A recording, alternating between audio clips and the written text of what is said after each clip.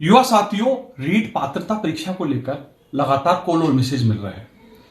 CET में ज्यादा पास करने को लेकर, सीईटी पात्रता को लेकर, परीक्षा को लेकर और 1 लाख प्रक्रियाधीन भर्तियों की ज्वाइनिंग जल्द हो और 1 लाख नई भर्तियों की विज्ञप्तियां विभाग वाइज वर्गीकरण होकर और जारी हो। साथियों, लगातार प्रयास कर रहे हैं। माननीय मुख्यमंत्री जी के सामने बात रखी है और 7 जून को शिक्षा मंत्री जी ने खुद ने कहा था कि हर साल रीट परीक्षा होगी, यानी कि राजस्थान बेरोजगार एकीकृत महासंघ के युवा बेरोजगार महासम्मेलन में मंत्री जी ने बोला।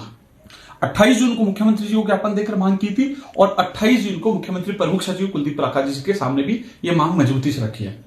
लगातार हम प्रयास कर रहे हैं, संघर्ष कर रहे हैं, घर से निकलकर धरातल पर आकर सड़कों पर कर रहे हैं, मुलाकात कर रहे हैं, ज्ञापन दे रहे, धरना प्रदर्शन कर रहे हैं। साथियों, आपने देखा होगा मैंने एक ऐलान किया था कि 12 जनवरी को नया अध्यक्ष बनेगा राजस्थान बेरोजगार एकीकृत महासंघ का।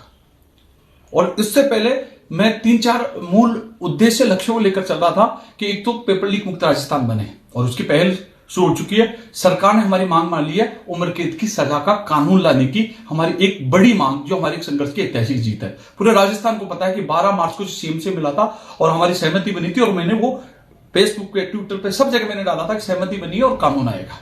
लेकिन इस पे थोड़ा सा संशोधन की मांग कर रहे हैं कि एक तो संपत्ति अटैच की जाए आरोपी की, इसके अलावा फास्ट ट्रैक कोर्ट का गठन किया जाए क्योंकि जल्द से जल्द सुनवाई होकर उसको उम्र कैद की सजा हो। इसके अलावा 1 लाख भर्तियों का विभाग वाइज वर्गीकरण हो और उनका भर्ती परीक्षाओं का कैलेंडर जारी हो कि कौन से विभाग में कितने पदों पर भर्ती आएगी और कब उनकी एग्जाम होगी, उनका कैलेंडर जारी हो सभी भर्तियों का, 1 लाख भर्तियों का।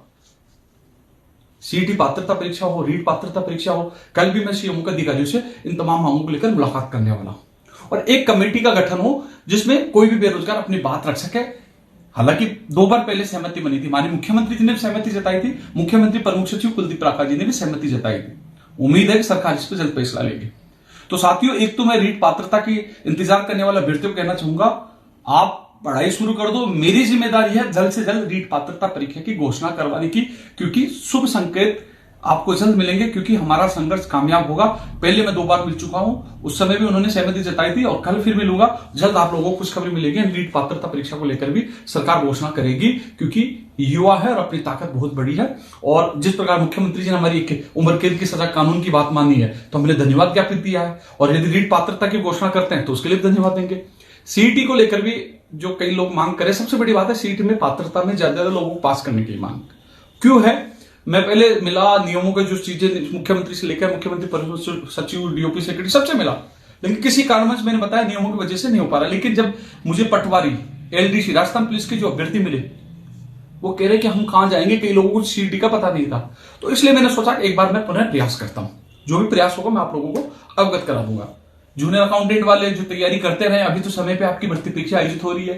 अब प्रयास होगा जो मैं आपको बता दूंगा, लेकिन अपनी तैयारी सुचारू रूप से चालू रखें।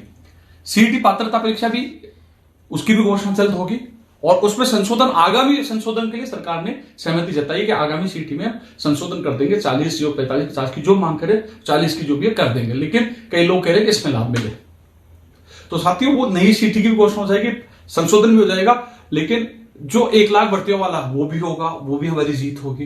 लगातार हम प्रयास कर रहे हैं और कल का युवा तक कार्यक्रम महत्वपूर्ण होगा। सुबह मैं मुख्यमंत्री के अधिकारियों से मुलाकात करूंगा, उसके बाद शाम को मैं युवा तक कार्यक्रम में यूट्यूब चैनल पर लाइव होऊंगा। आप सब लोग, तमाम लोग कल के कार्यक्रम में जरूर जुड़े, महत्वपूर्ण होगा।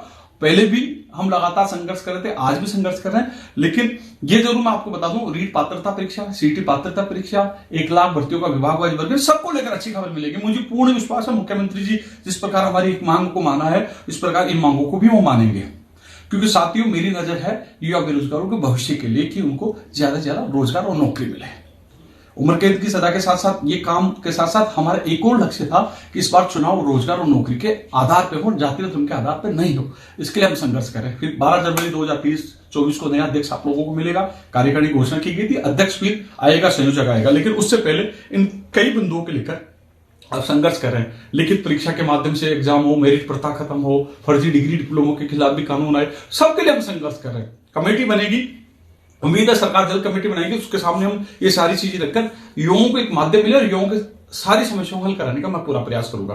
जो मुख्यमंत्री युवा बेरोजगार महासम्मेलन में जो मुझे सारे जो मांग पत्र प्राप्त हुए होंगे वो सारे मैंने सीएम दिया। मैं चाहता हूं कमीशन का विस्तार करें, युवा खुद मिले।